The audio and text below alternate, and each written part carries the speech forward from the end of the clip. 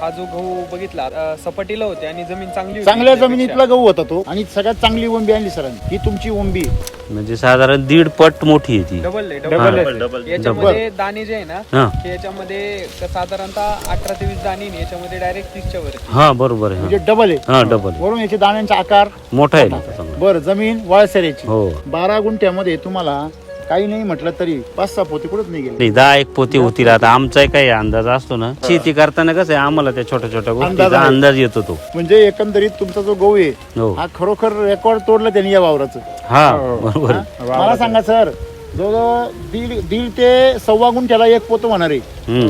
हा बरोबर आहे. त्याच्या 1.5 ते 1.25 गुंठ्याला एक पोतं.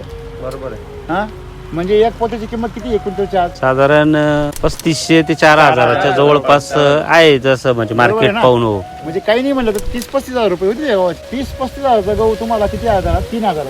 त्याला काही 1 रुपयाला 10 रुपये गावाला. हे एवढं उत्पादन पंजाब मध्ये पण निघत नव्हतं एवढं. हम्म. आज इथे निघायला लागले. ही ताकद आहे.